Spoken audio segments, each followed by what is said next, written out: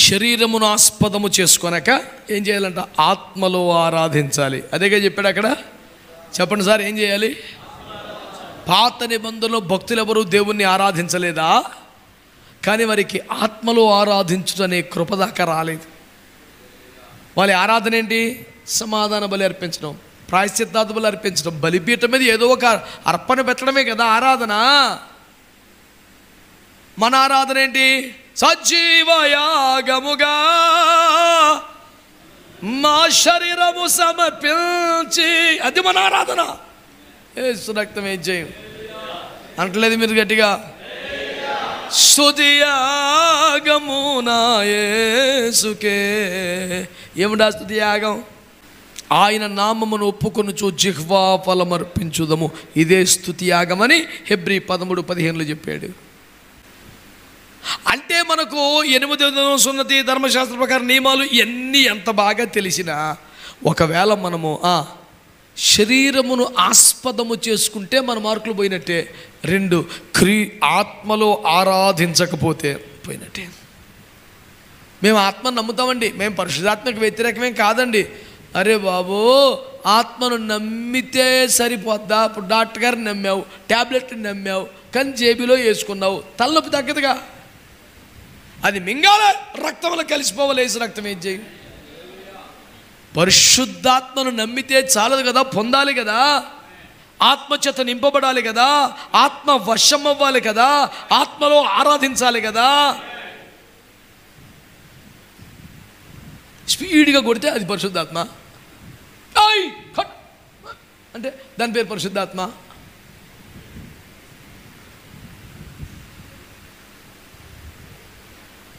నన్ను కొంతమంది తిట్టుకుంటారు, కానీ మనం చేసే ఒక సీరియస్ కామెంట్, ఆ దినములలో పాడినా ప్రసంగించిన సభ కదిలించబడేది, ఇప్పుడు స్టేజి మీద ఓడే కదిలించబడుతున్నాడు, ఎవడు కదులుతలేదు అన్నాను.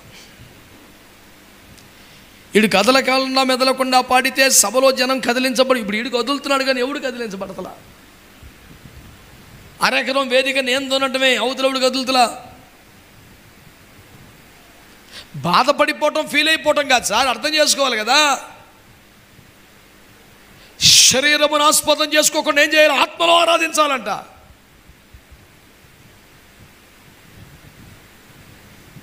ఆత్మ వశమైపోవాలంట. పద్మాసులంకలో యోహాను గారు ప్రార్థన చేస్తే ఎంతసేపు చేశాడు? అరగంట, గంట, 3 గంటల, 7 గంటల కాదు. అతడు ప్రార్థించు పరవశుడైపోయాడు. మన వశములో మనం ఉండి ఎన్ని గంటలు చేసినా సున్నా, ఇంకో పెద్ద సున్నా. ఆత్మ వశం అవ్వకుండా ఎన్ని గంటలు ఏడిస్తే ప్రయోజనం ఏమిటి? మన వశంలో మనం ఉండే మధ్యలో టింగ్ అంటే ఫోన్ కలిసి, I'm in prayer, call me after 30 minutes. ఇంకా ప్రార్థన ఏం ప్రార్థన? సర్వనాశనం అయిపోయినట్టేగా. నువ్వు ఆత్మవశము కానంతసేపు వ్యర్థమే కదా. ఆత్మవశం అంటే ఎట్లుంటుంది? తెలుసా? కంప్లీట్గా ట్యూన్ అయిపోయి ఉంటుంది. రోడ్డు మీద నడుస్తున్నాడు ఏలియా, వినండి, రోడ్డు మీద నడుస్తున్నాడు. నానా గిల్గాలుకి వెళ్ళరా అన్నాడు. సరే ప్రభా. మోకరించి ప్రార్థిస్తుండగా స్వరం వినపడిందా? నడుస్తున్నాడు సార్. గిల్గాలు వైపు 10 అడుగులు వేయగానే, నాన్న వద్దు కానీ బేతేలికి వెళ్ళినాడు. సరే ప్రభా. ఇటు తిప్పాడు బండి, మళ్ళీ 10 అడుగులు వేసాక, నాన్న ఎరుకోకి వెళ్ళన్నాడు.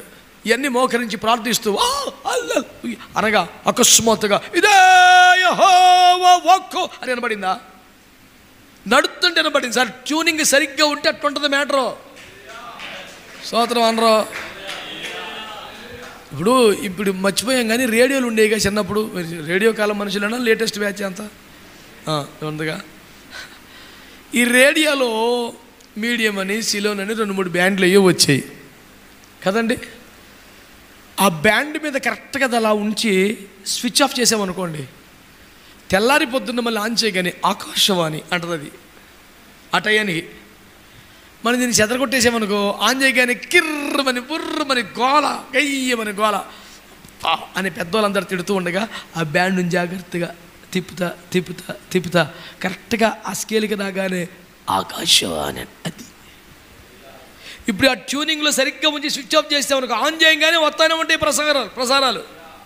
ఈ ట్యూనింగ్ చెడిపోయిన వాడికే తిప్పుతూ ఉండాలి ప్రతిసారి. ఇప్పుడు మీకు అర్థమైపోయింది ఆడ గొడవ. ఈ ట్యూనింగ్ సరిపోయిన వాడికి ఇవ్వండి ముందు పాప ఒప్పుకోలు ప్రార్థన చేయించాలి, మంచి శక్తివంతాన్ని మంచి హై టెంపోలో ఉన్న 2 పాటలు పాడాలి, అని మొత్తం ఇందులోకి లాగాలి, సెట్ చేయాలి. ఇప్పుడు ఇదిగో అని అప్పుడు అక్కడ మెల్లిగా ఏలియా రోడ్డు మీద ఉన్నాడు, పద్మస లంకలో యోహాను వాళ్ళు ఆత్మవశులై ఉన్నారు.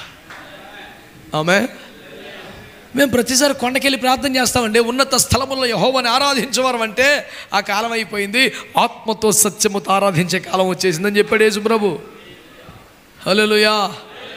నీ వశములో నీ ఉండిపోయి ఆచారంగా పాడి పెద్ద పుస్తకంలో పాడినా కొత్త పుస్తకంలో పాడినా నువ్వు రాసిందే పాడినా అన్నీ సున్నాలే. ఆత్మతో నింపబడిపోవాలి, ఆత్మ వశమైపోవాలి.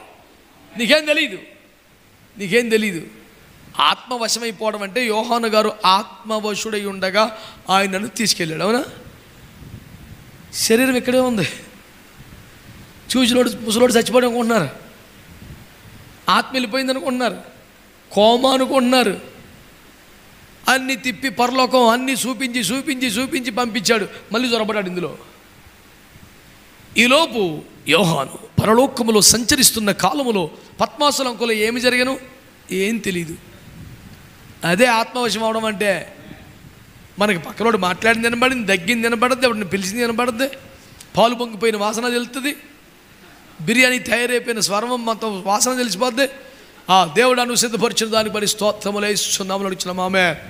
అమ్మాయి భోజనం పడరా, ఎందుకంటే శోధన వచ్చేస్తుంది ఇడికి. ఆత్మవశం అవ్వకపోతే వ్యర్థమే సార్. ఆత్మలో పరిశుద్ధాత్మ వశమైపోయి ఆత్మలో లీనమైపోయి ఆయనే నీలో నుండి నిన్ను నడిపిస్తూ ఉండగా నువ్వు ఒక శక్తివంతమైన ఆరాధన దేవునికి చేయగలగాలి. ఒకటి కులమును కానీ మతమును కానీ ఘనతలను కానీ గొప్పతలను కానీ డబ్బును కానీ ఆస్తిని కానీ భక్తిలో కూడా సాధించిన విజయాలను కానీ దేన్ని ఆస్పదం చేసుకోకుండా పక్కన పెట్టేయాలి. 2 మొక్కుబడికో ఆచారానికో అలవాటుకో కాకుండా ఆత్మ సంబంధమైన ఆరాధన చేయగలగాలి.